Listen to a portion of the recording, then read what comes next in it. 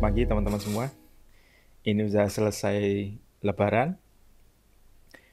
Lebaran ini istimewa pertama karena lebarannya tidak bisa panjang sebagaimana biasa. Lebaran cukup 1-2 hari saja. Jadi hari ketiga kita sudah mulai bekerja dan Lebaran ini kita nggak kemana-mana. Jadi tidak ada alasan untuk tidak mulai pekerjaan lebih cepat.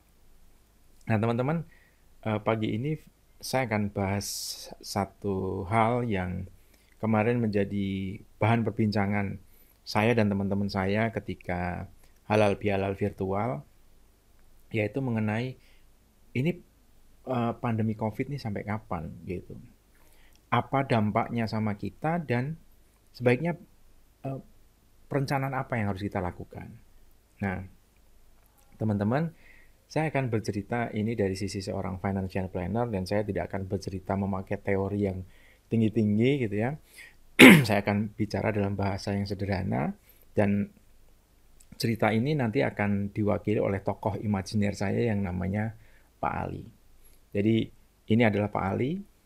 Pak Ali sedang menyenderkan kepalanya di tembok karena dia baru saja mendapat berita bahwa dia kena PHK.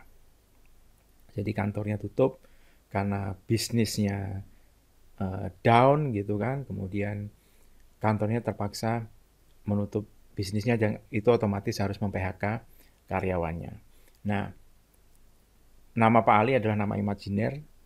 Kalau kebetulan Anda memiliki nama yang sama itu bukan suatu kesengajaan. Jadi ini hanya sebagai untuk memudahkan kita memahami saja. Nah, apakah Pak Ali sendiri? Ternyata tidak, karena dampak dari pandemi COVID ini banyak bisnis yang down gitu ya, banyak sektor yang down terutama manufaktur seperti otomotif dan beberapa sektor lain ya, yang membuat ini kalau dari berita yang saya baca ada lebih dari 2 juta pekerja di PHK. Itu baru yang terdaftar di Kemenaker. Kita nggak pernah tahu bagaimana halnya dengan yang tidak didaftarkan atau tidak didaftar, tidak terdaftar. Mungkin pernah dengar ada satu pabrik sepatu yang memindahkan pabriknya dari Indonesia ke Vietnam gitu ya. Kemudian ada beberapa perusahaan produsen kain yang menutup usahanya juga karena kesulitan bahan baku dan kesulitan juga membayar gaji karyawan. Nah, jadi 2000 ini adalah uh, angka resmi. Angka resminya kita tidak pernah tahu. Jadi Pak Ali tidak sendiri, ada banyak orang seperti Pak Ali. Lalu apa masalahnya dengan cerita kita hari ini gitu kan? Nah, bayangkan Pak Ali memiliki keluarga yang setiap minggu mengkonsumsi 3 kilogram ayam gitu ya. Dan mungkin setiap weekend atau dua kali dalam 1 bulan mengajak anak-anaknya dengan anak dan istrinya pergi ke restoran fast food yang menyediakan ayam goreng. Karena kondisi pandemi ini kemudian di PHK membuat konsumsi ayam dia dari yang tadinya 3 kilo per minggu menjadi turun. Bahkan mungkin nggak beli ayam gitu karena mau berhemat. Ya maklum, mungkin karena belum ada penghasilan lagi, belum ada pekerjaan lagi, maka dia bermaksud menghemat. Jangankan ke restoran fast food gitu kan, untuk beli ayam di tukang ayam saja dia memutuskan untuk minimal mengurangi gitu ya, kalau nggak berhenti sama sekali gitu ya. Nah, apa yang dampak yang terjadi ini kalau saya baca beritanya di media adalah permintaan daging ayam di beberapa kota yang ada di dalam berita yang sempat saya capture itu semua turun gitu ya. Jadi karena permintaan turun, maka penjualan daging ayam juga turun gitu. Jadi dampak dari 2.000 karyawan yang di PHK itu sudah mulai secara instan terasa di sektor perayaman. Belum kita bicara sektor-sektor yang lain. Kita bicara dalam sektor yang jauh lebih sempit, sektor ayam. Nah, apa dampak yang terjadi ketika konsumsi ayam turun nih? Dampak yang terjadi adalah ini dia. Dampaknya terasa kepada para peternak ayam. Jadi para peternak ayam pedaging, peternak ayam buras gitu ya, otomatis juga akan kehilangan order. Bahkan sebenarnya tidak cuma tukang ayam atau restoran fast food yang menyediakan ayam. Hampir semua rantai permintaannya itu juga berhenti. Seperti contohnya catering. Kemudian restoran-restoran yang non fast food tutup semua karena orang physical distancing, social distancing nggak boleh datang dan makan di restoran gitu. Sehingga dampaknya terasa kepada para peternak ayam. Dan ini saya capture juga di dalam satu berita di mana ini berimbas kepada para produsen pakan ternak, juga kepada produsen DOC, D-Old Chicken, jadi bibitnya ayam itu. Sehingga mereka secara performance bisnis turun. Jadi kalau kita bicara sahamnya, maka sahamnya juga otomatis turun karena orang beli saham itu selain orang yang trading ya juga melihat fundamental, melihat performance bisnisnya. Dan ini berimbas kepada bagaimana bisnis pakan ternak tadi performance-nya juga turun gitu ya. Nah, para peternak ayam juga tidak hanya punya masalah sama pemasok makanan dan DOC tadi ya, makanan ayam dan DOC, juga punya masalah sama bank karena sebagian masih berhutang sama bank untuk memodali usahanya. Bagaimana mereka bisa mengembalikan pinjamannya ketika ayamnya tidak laku mungkin gitu kan. Kemudian mungkin ayamnya laku tapi terpaksa harus dijual dengan harga di bawah harga produksi yang membuat mereka rugi. Jadi persoalannya tidak berhenti hanya di peternak, tapi juga berimbas kepada tadi perusahaan makanan ternak dan perbankan. Karena perbankan juga akan kesulitan menagih gitu. Apa yang mau ditagih gitu karena memang usahanya nggak jalan, ayamnya nggak ada gitu kan. Apalagi yang mau dalam tanda kutip mau diambil gitu kan sebagai agunan tidak ada. Jadi itu imbasnya. Nah, kemudian apa hubungannya tadi performance perusahaan tadi ya, makanan ternak performance-nya turun secara hasil gitu, laba turun dan lain-lain dengan perekonomian. Maka sebenarnya yang sedang terjadi adalah ketika misalnya nih, ini kita baru bicara satu sektor pengusaha makanan ternak. Kita nggak bicara sektor yang lain, yang kurang lebih ceritanya sama. Ketika dia performance turun, orang yang tadinya invest di tempat dia akan kehilangan kepercayaan. Males. Kenapa? Karena dengan performance turun, kemungkinan besar akan rugi gitu. Maka yang terjadi adalah saham yang dijual di bursa, saham perusahaan yang dijual di bursa akan rame-rame dijual gitu. Yang terjadi adalah orang rame-rame narik modal dan repotnya adalah yang ditarik adalah modal-modal dari asing. Yang terjadi adalah namanya capital outflow gitu ya. Jadi modal dari asing yang tadinya ditanamkan di situ karena melihat ini perusahaan nggak performance-nya kurang bagus, maka ditarik, dibawa ke luar negeri, ke tempat asalnya. Mungkin si uang ini akan cari, uang itu kan seperti air. Ya, kalau air itu cari tempat yang lebih rendah, tapi kalau uang itu kan akan cari tempat yang lebih tinggi. Keuntungannya lebih tinggi, dia pergi, maka dia pergi ke tempat lain yang mungkin keuntungannya lebih tinggi. Jadi dari catatan Bank Indonesia, sepanjang sampai dengan bulan Maret 2020 ya, jadi dari 20 Januari sampai 30 Maret 2020 itu sudah ada uang keluar sebesar 167 triliun. Dan sebagai catatan, pada saat kita mengalami krisis ekonomi tahun 2008, itu capital outflow-nya hanya sekitar 36 triliun. Jadi ini jauh lebih besar, hampir 4 kali lipat gitu. Jadi tanpa kita mungkin tahu, ternyata dampak COVID ini luar biasa gitu ya. Jadi duit keluar sedemikian banyak. Lalu urusannya apa gitu ya dengan capital outflow dengan urusan kita gitu ya. Nah, teman-teman harus tahu bahwa yang terjadi adalah begitu capital outflow lari keluar, duit lari keluar, maka karena dia Indonesia itu kan kalau transaksi dengan pihak di luar negeri pakainya US dollar ya.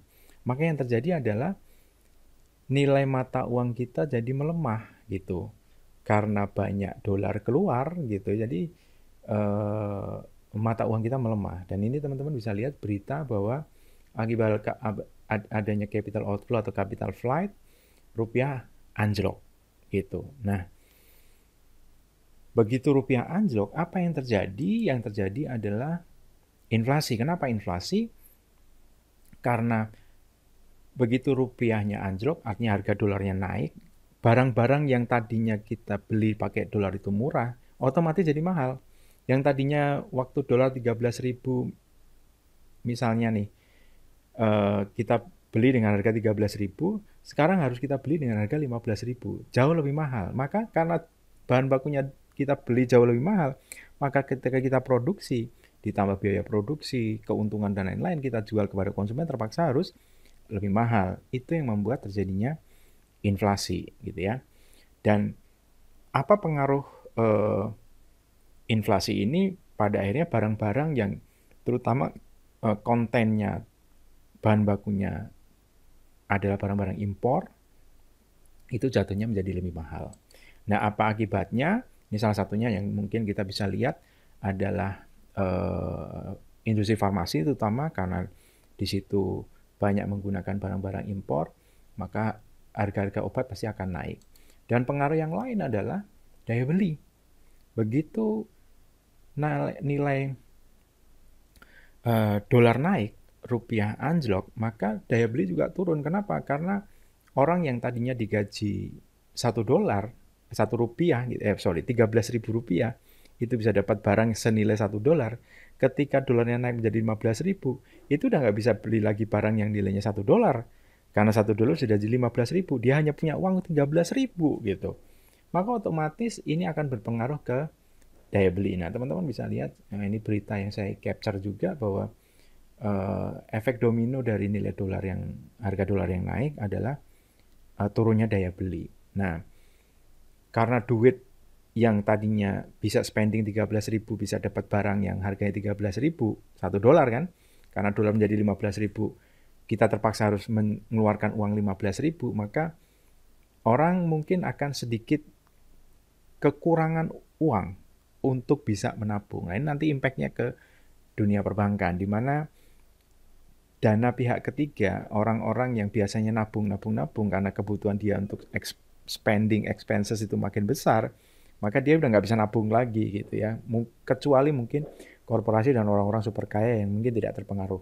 Tapi korporasi juga sangat terpengaruh karena rata-rata transaksi mereka untuk beli bahan baku dari luar negeri masih pakai US dollar. Nah, ini yang saya bilang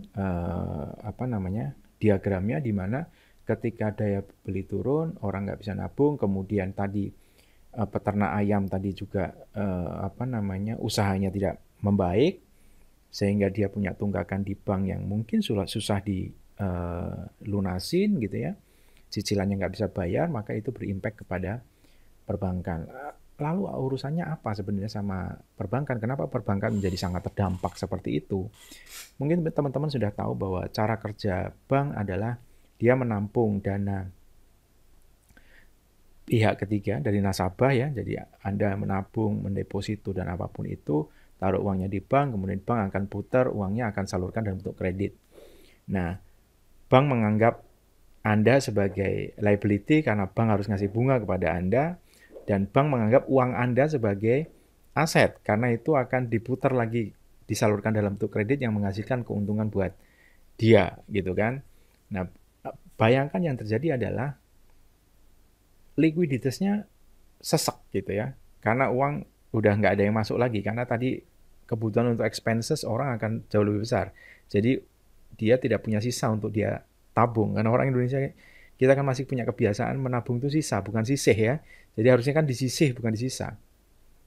Tidak ada uang.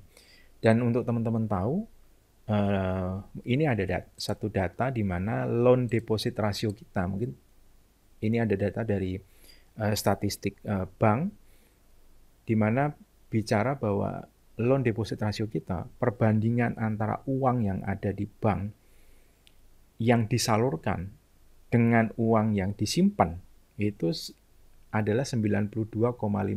Ini data per bulan Maret 2020. Artinya apa sih sebenarnya? Jadi kalau di bank ada uang 100, menurut catatan ada 100 gitu ya, uang nasabah masuk 100 gitu ya. Sebenarnya yang ada di bank itu hanya 7,5%.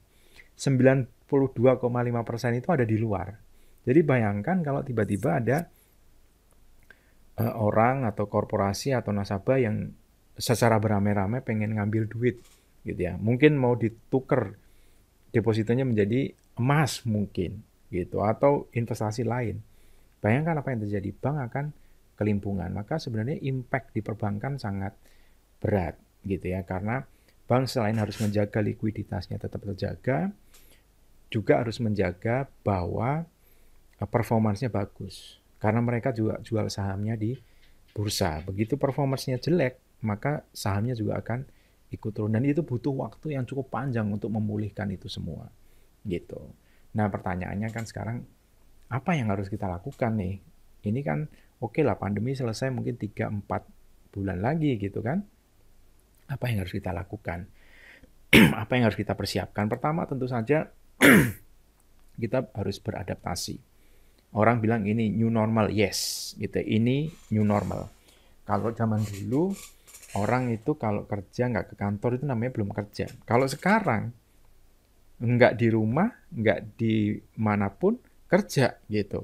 Ini yang disebut new normal sebenarnya. Jadi zaman dulu orang kerja itu harus ke kantor, sekarang nggak gitu. Dan tidak semua orang terbiasa dan itu harus diadaptasi gitu.